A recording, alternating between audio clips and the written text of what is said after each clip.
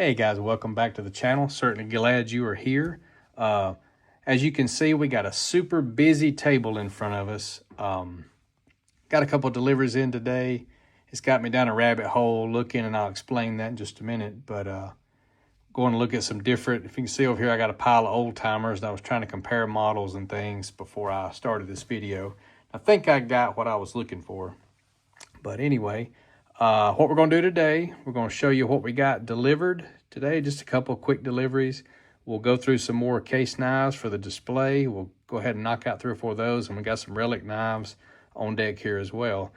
First thing I wanted to show you that we got in the mail today was actually this old timer. Now, this old timers, you know, I wasn't going to say it in my video yesterday. I said I was going to hold judgment and not say what my favorite knife is, but truth be told, this is it. The original Delrin saw cut handle old timer is my favorite. I have, every time I find one, this is just a small amount of what I have, and you've seen in previous videos my display case for my Schrades. I love a Schrade, and the old timer line itself, it just reminds me of just, you know, when I was a kid, grandpa toting a knife, it was an old timer, so very cool. But I got this one in the mail today.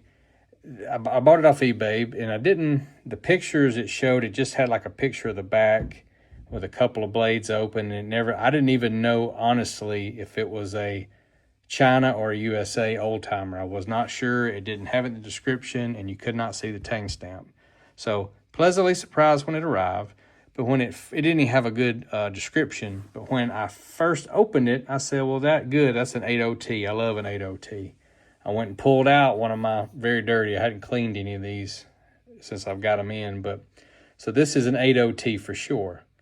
For all intents and purposes, this is the exact same knife. If you look on the front, the back, the shape's the same. But one thing I noticed just right off, before I even opened the blades, is that sheepfoot blade on the 80T, which is this one. This sheepfoot blade on the one that came in today is a little bit longer looking. If you line them up just right, you can see one's a lot bigger. For some unknown reason, I didn't know when. I've since opened it up and figured it out. But again, 80T, had that one. This is the one that arrived. I said, hey, I got another 80T. That's cool. It's in good shape. Started opening the blades. It just needs a super duper cleaning. This thing's got full blades. It's a great looking knife. It really is. Very little to no usage. It's just been sitting and got a little rust or surface rust that we can definitely get off.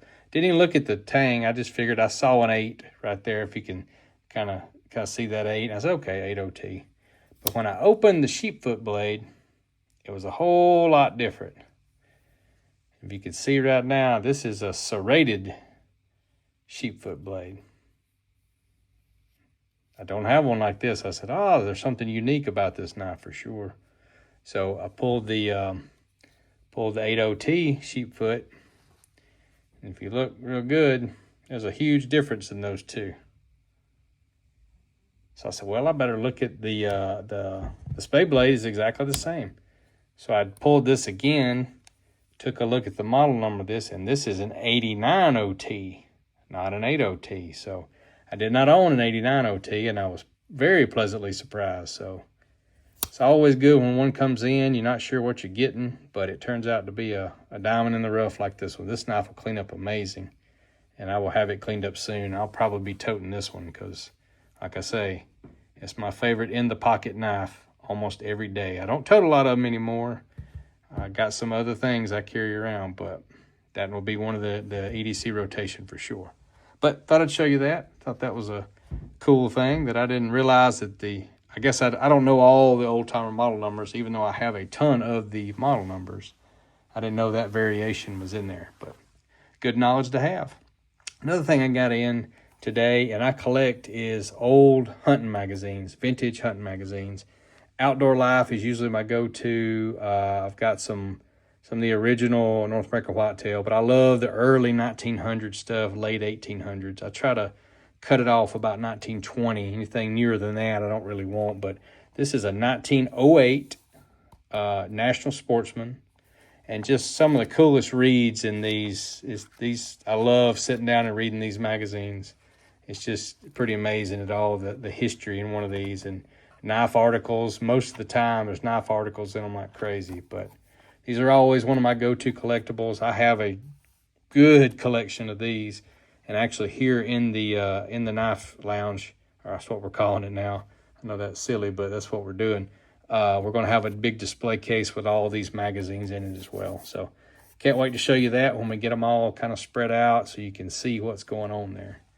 But all right, back to the knives for the display. We will jump right in it because we are already down the road about 5 minutes in this video.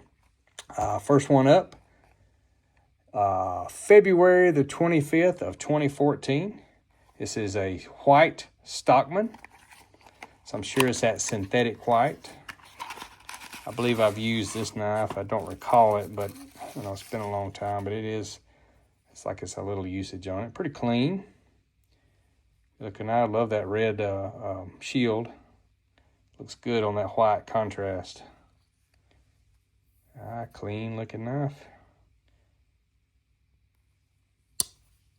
Sheepfoot blade, this is a 32 pattern. Little pin blade. Beautiful knife, that white synthetic. I think this is the only one I have with a white synthetic, actually, if I remember correctly, but good looking knife. Be pretty in the display. I'll try to go through these quick, guys. And again, I apologize for the video yesterday. I got my aspect ratio got all off when I was trying to edit, and it just became a thing, and it looked like it was this tiny on the screen. And I had put it on there to publish this morning, and it went out, and a lot of you have already viewed it, so I just let it go. But we will definitely do better on this video. Next one up, let's just be surprised. We won't even take a look at the box just yet, but it's a pocket worn box. And it looks like is that a half whittler? That's what it looks like to me. Beautiful red. Let's see what it actually says. Make sure yep, old red half whittler. This is a 2008. Gorgeous, gorgeous knife.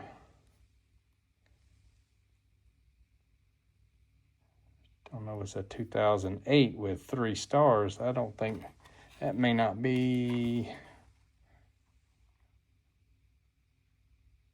maybe a 7. I can't read that thing. That box has got it goofed up. But anyway, beautiful knife, 2 blade, half whittler.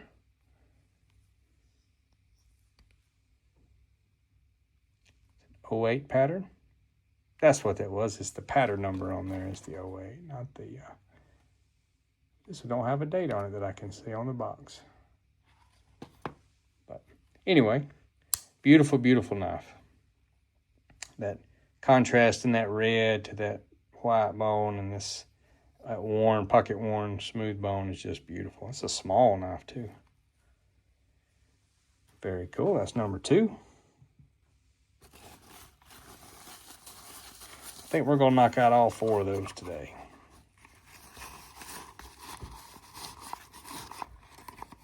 Third up, it's like an older knife for sure.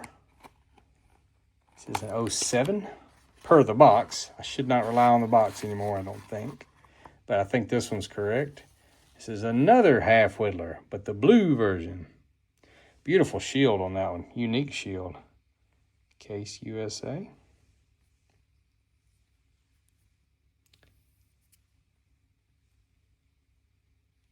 Three star.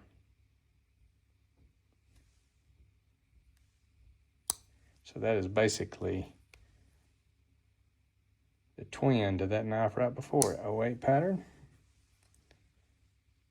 A blue version and the pocket worn red version.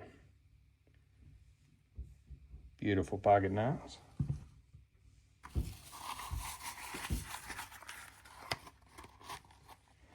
And last but not least, to the new inbox. Whoop, I shouldn't even read it. We're going to make it a surprise, aren't we? Look here, guys. Very similar. Not quite the same kind of knife, though. I think this is a Texas Jack, I believe is what they call this. Unless that's, let's see if we're right.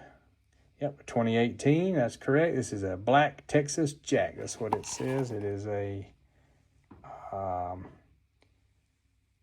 87 pattern, 22087 stainless steel, Texas Jack. So 2018.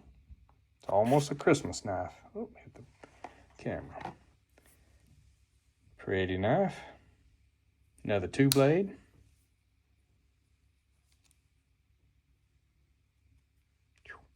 Very, very sharp. You can tell that's got a factory edge on it.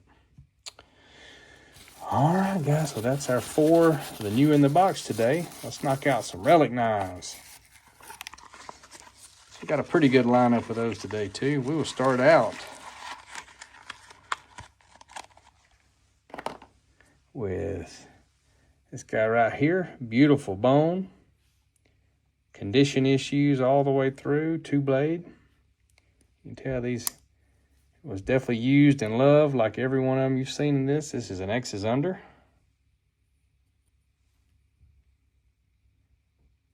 Don't see any repairs on this one per se, like most of them that I have. This one looks, the bone's almost perfect.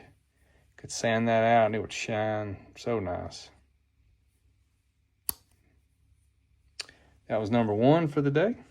Number 2, talk about a beautiful bone. This bone right here is absolutely incredible. I've shown this one on an earlier video when I bought some of this collection. It's got the pin shield. It's got a broke secondary blade, but beautiful, beautiful bone. It shines in the light here. Camera doesn't do it justice at all. This is an X's under as well. Pretty good full blade on that one. Would be a nice single blade knife to turn it into. I believe we could do that pretty easy. We may pull this one out of the relic pile one day and single blade this one up and carry it some. That's number 2 of the relics. Number 3. This knife's pretty amazing to me. So, very old knife. This is a case tested. Beautiful, beautiful bone. Got a big crack across the middle. Obvious condition issues. Big busted off bone issues on this side. Actually, this is not the one that I was thinking of. This is a case tested though. Good deep tang stamp on that one. Identifies pretty. Decent full blade on that main blade.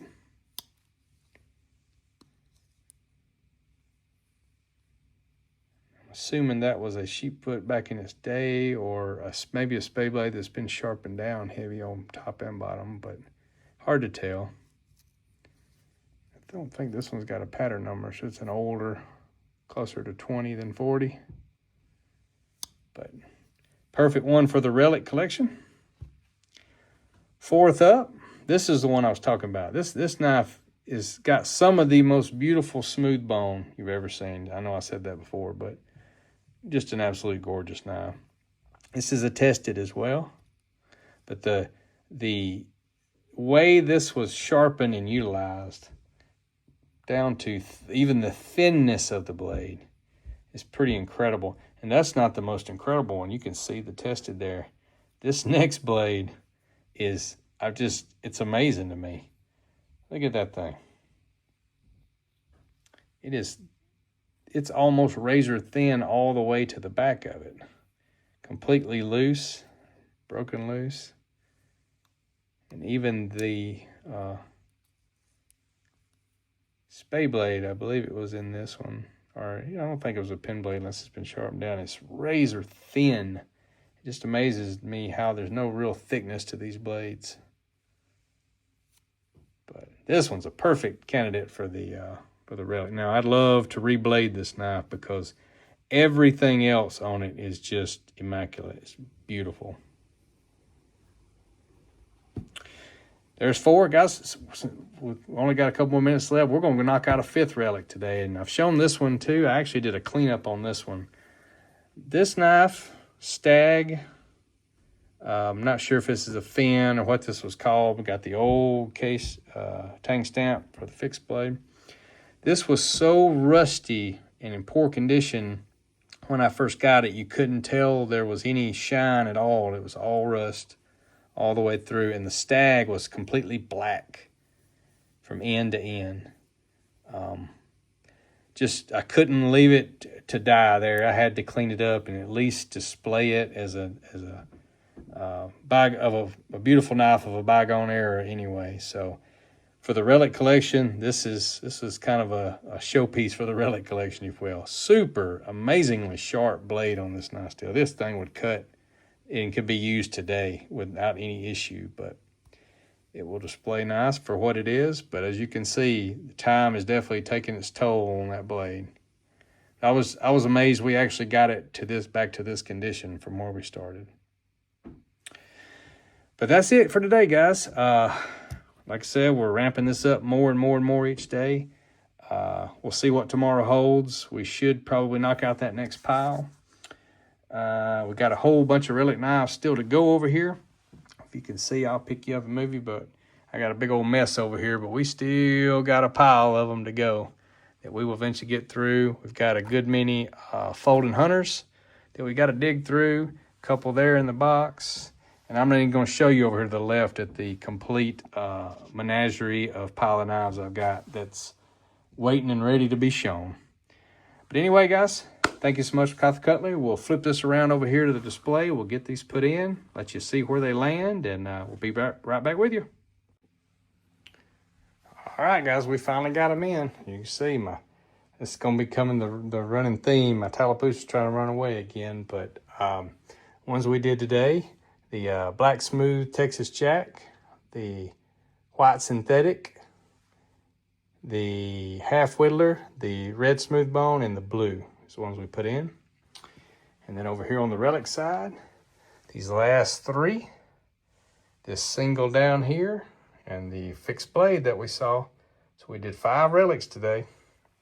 But anyway, guys, the relic side, in my opinion, is going to look really cool. I will probably end up maybe closing some of these blades and arranging them different, just because I like the way this is looking, especially with the old invoice in there. It just kind of makes it look older. What I'm going to do is, I know I got the, it's an old tang stamp there, but I think I'm going to move this piece of glass that shows the, you can see that, the tested, over to that section next time to kind of match it up. But anyway, guys, thanks so much again for watching. Continue to like, subscribe. I hope you're enjoying the channel as much as I'm enjoying doing it, guys. This is just fun for me. I enjoy every minute of it. But until next time, for Cutlery, have a good night, guys.